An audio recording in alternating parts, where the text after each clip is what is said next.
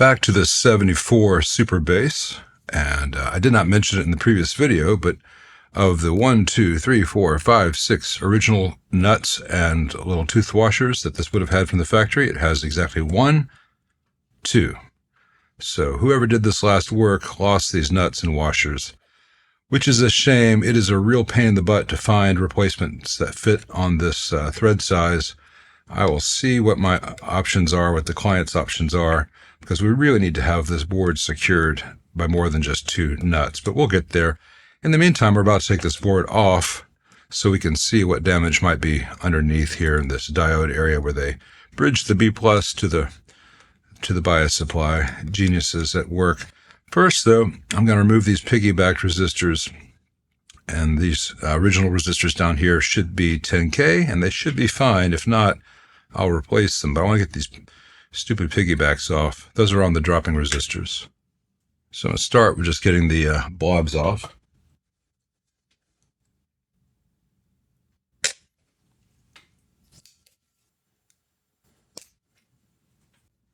Then I'm going to carefully cut the little hooks of wire without cutting the original leads. See if I can, I don't know if I can show you this, but I'll try.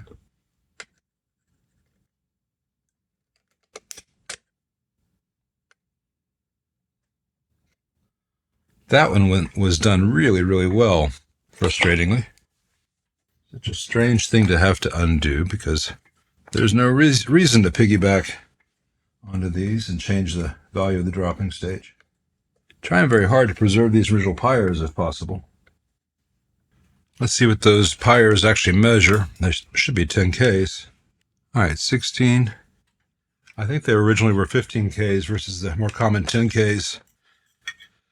But I admit I have not yet looked at the schematic on the 74 Superbass to see if that was an intentional change or whether those have just drifted.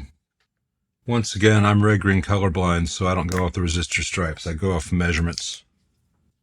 I initially forgot to move the camera to show you this part, but now it's moved.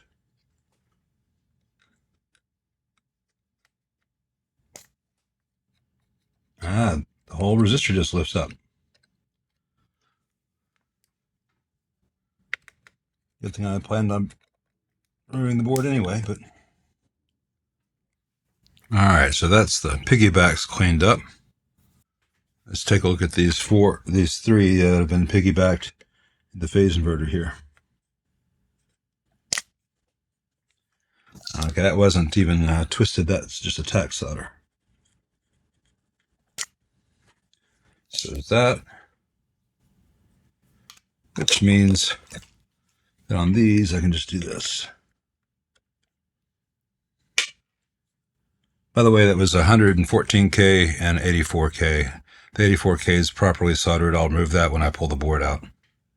As far as I can tell, there have definitely been 2 techs in this amp before. One who did pull the board and in the process lost all these nuts. The other one who never pulled the board and just did all this surface level work, which, while technically it has lasted, is not the proper way to do this. But might be okay in the long run.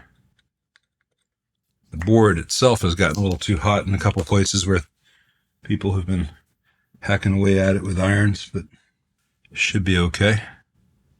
Let's undo all this mess down here in the bias section. What the hell kind of solder do they use?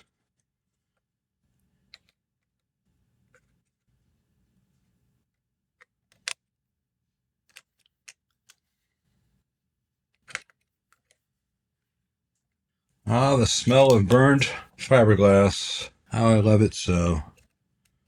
Not. If you think I'm being ungentle here, I already spoke to the owner. I fully expect the board's going to have a lot of severe damage here. We're probably going to be putting in some turrets to replace the old stuff here. So I'm just getting the junk out.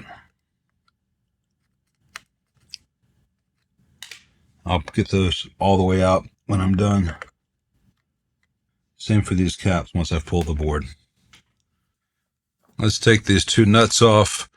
Then I'll flip this thing around and take all the pots and input jacks off so the whole board can flip up. Time to very carefully remove these nuts without scarring up the front panel.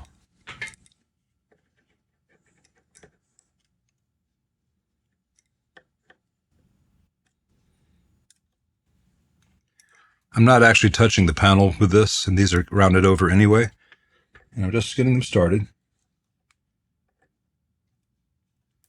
They're not hyper tight, not mega tight from the factory. Well, not from the factory, from whoever had them off last. But it's always good to be careful with those things. Then I'll do the rest by hand. Not very slow. And my fingers are much less likely to scratch things up, even with my beautiful nails.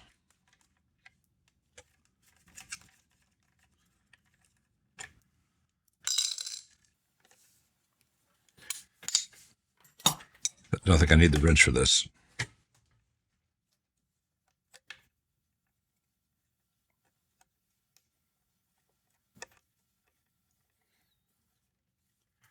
Here's the part where little bits and bobs start flying everywhere if you're not careful. So let's be careful. Into the little stainless steel bowl. And the internal compression washers fall off into the chassis. That's fine. I know they'll be there, waiting for me to pick them up in just a moment. All right, so let's pull the jacks back, pull the pots back, make sure we don't lose these little tooth washers in the process.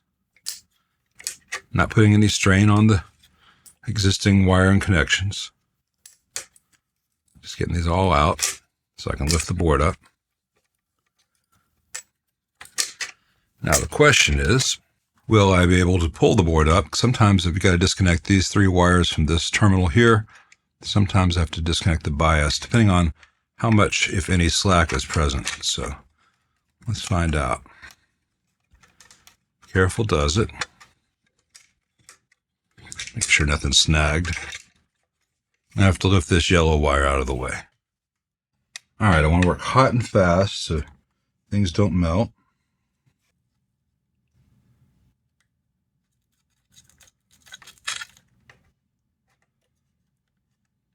So the black and yellow were twisted together at the factory. That's good. If this is your first Marshall rodeo, make sure you take notes of where these things go. Anything you disconnect has to be reconnected. Don't forget. I got some other tension somewhere. Where's the other tension coming from? Yeah, it's coming from these connections right here. Let's clean that eyelet up while we're in the neighborhood, so to speak. All right, so we got the 2 top connections off. There's one coming from the bottom. Let's see if we have enough slack with that one still connected. Not quite. Oh, hell. Well, this is going to be one of those things where I can do the work. Well, I'm not really sure. Let me show you the issue. I was going to say this may be one of those cases where I can do the work but not show you, but I think I need to do some heavy-duty work to be able to access the board regardless of whether I can show you guys. Down here is where I've got all the tension. It makes it really hard to do anything. I can't lift the board up enough to be able to do good work in this area, especially if I need to install turrets, because of all these connections from these wires to these turrets. And what these connections are the various primary connections, primary wires on the power transformer. And if it's configured like this, it's for 120. And if you change the configuration on the board, it's 240. And I've got to undo all that and take a note of what color goes where. And then I can lift the board up. This has usually got a lot more slack, so I can get the board up another inch or 2. In this case, I'm just not really sure what my other options may be. Taking a peek to see the charred area over here. It's not pretty under there, but I've seen worse. So, I'll probably need to lift these 2 blue wires here and disconnect all of these. Let's do one as a test, just to see what kind of a pain in the butt this is going to be. I mean, I know it's not going to be fun, but I know it's doable. and be important for you guys to see what we have to deal with in cases like this.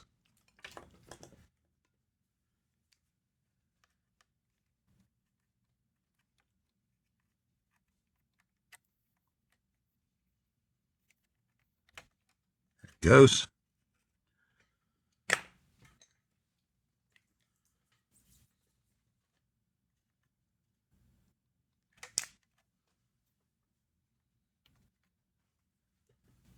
And the old solder's out. You can almost see daylight through there. May have to do a little bit more sucking from the bottom. So I've got quite a bit of work to do here. I think this is where the video will stop because it's going to be more of what you just saw. And it's going to be boring. And once I get all this stuff out and labeled, or however I need to tag it so I know where it goes back, get these blue wires disconnected. Hopefully at that point I'll have enough slack on the wires to pull the board up. And then the next video we'll take a look at what lies beneath. So until then, thanks for watching.